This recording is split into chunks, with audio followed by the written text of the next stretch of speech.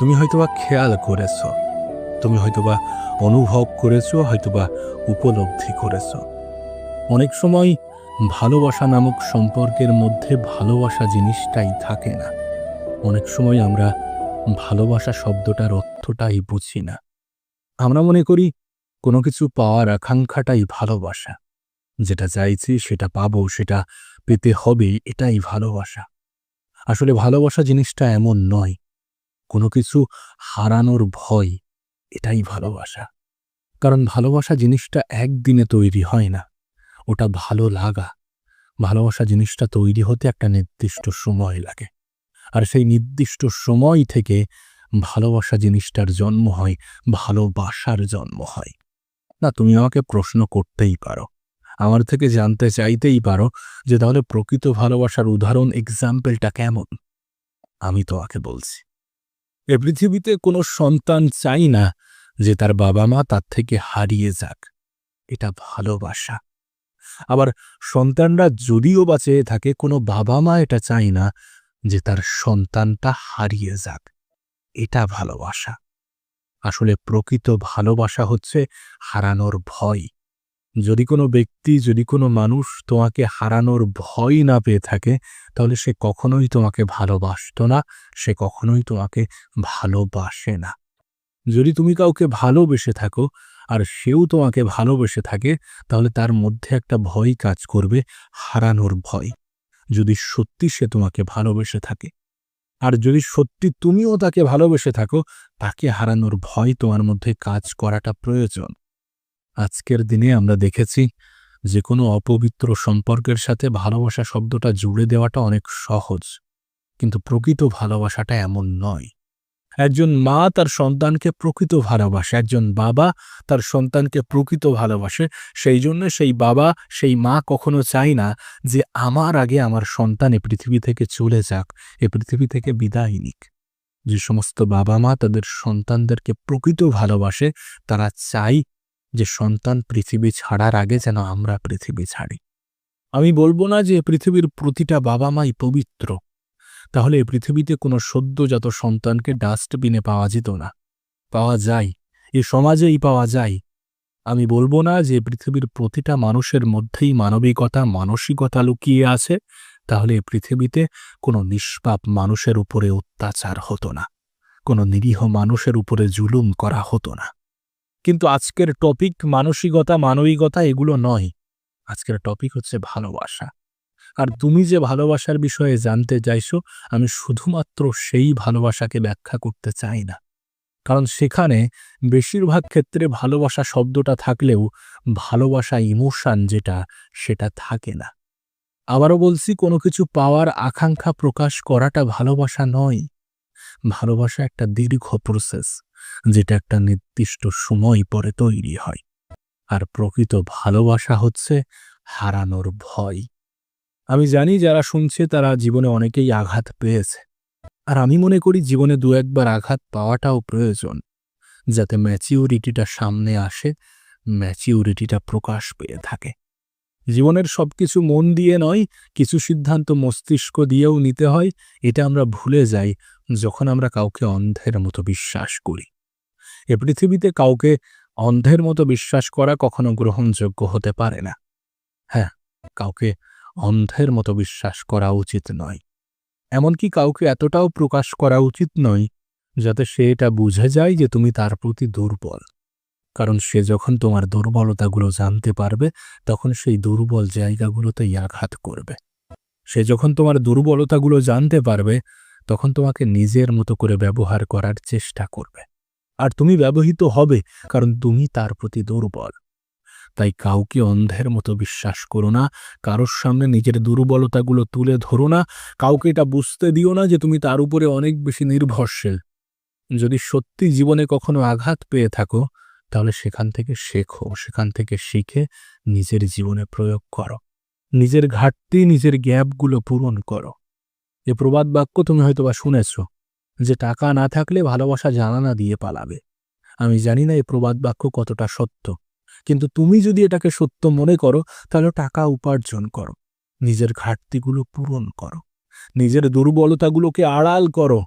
তুমি দেখেছো কোনো মানুষ নিজের দুর্বলতা জাহির করে, তাহলে তুমি কেন করবে?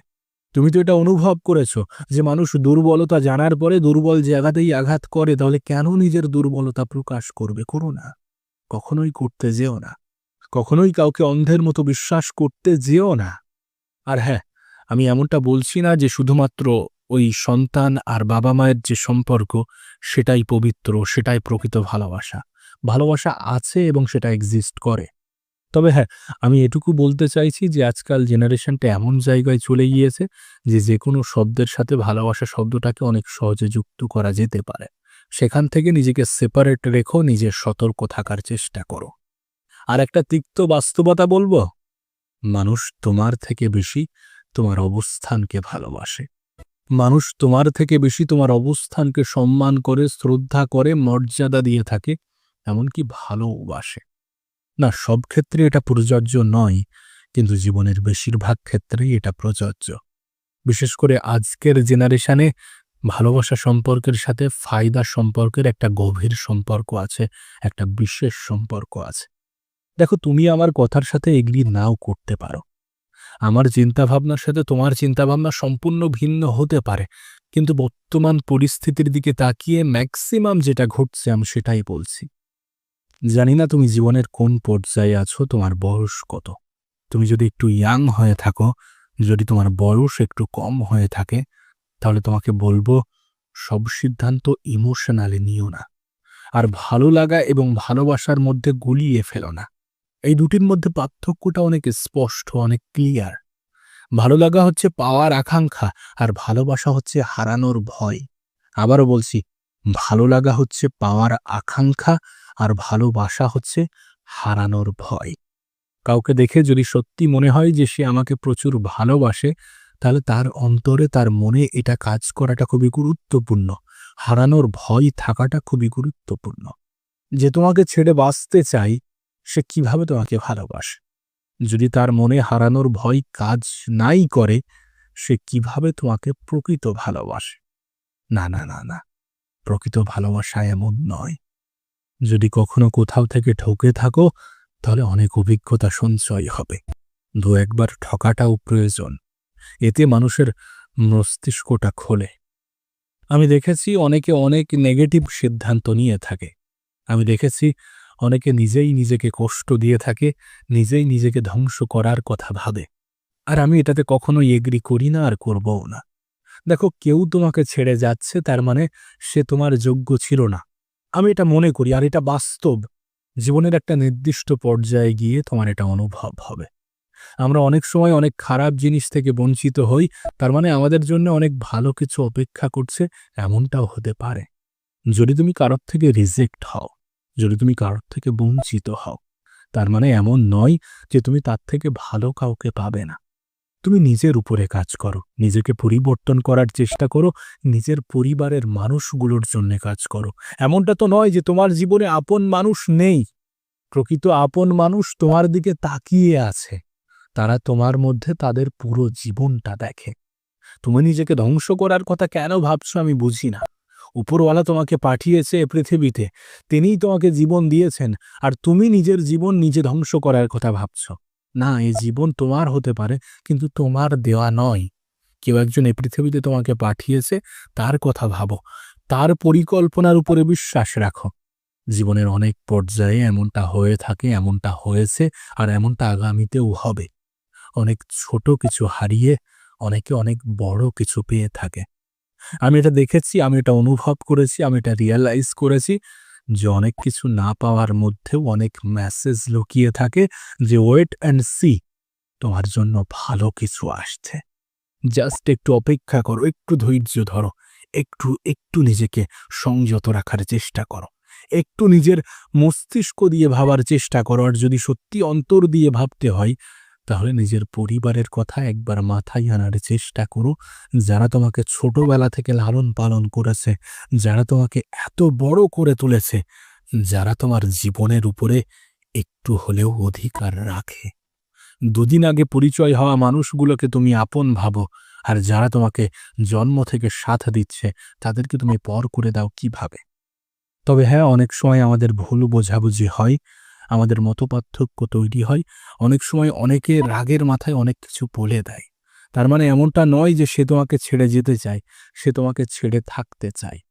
আমাদের বাবা-মাও আমাদেরকে বলে যে, "তোকে পৃথিবীতে এনে আমরা ভুল করেছি। আমরা এরকম সন্তান চাইনি।" এরকম বলে তো তারপরেও তারা আমাদেরকে ভালোবাসে।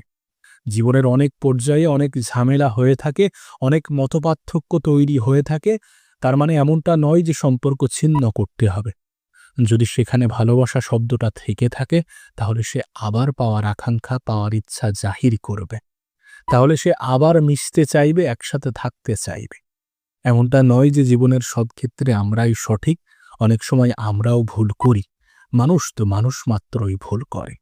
আর আমাদের ভুলগুলো আমাদের অ্যাকসেপ্ট করাটা প্রয়োজন। আমরা যে ভুলগুলো করেছি বা করছি সেগুলো আমাদের স্বীকার করাটা প্রয়োজন। অনেক স্বামী-স্ত্রীর সম্পর্কের মধ্যে ঝামেলা, বিবাদ, তর্ক এগুলো হয়ে থাকে। অনেক সময় অনেক বিষয় নিয়ে মনের অমিল হয়ে থাকে। এটা আমাদের বাবা-মায়েদের মধ্যেও হতো। বাট তার মানে এমনটা নয় যে তারা দুজন দুজনকে ভালোবাসে না। তারা ভালোবাসে কারণ তাদের মধ্যে হারানোর ভয় কাজ করে। আর আমি জানি তুমি যথেষ্ট ম্যাচিউর, তুমি নিজের ভালোটা বোঝো। পৃথিবীর প্রত্যেকটা মানুষই নিজের ভালো বোঝে। শুধু নিজেকে শক্ত করাটা প্রয়োজন, একটু মন, একটু মস্তিষ্ক ব্যবহার করাটা প্রয়োজন।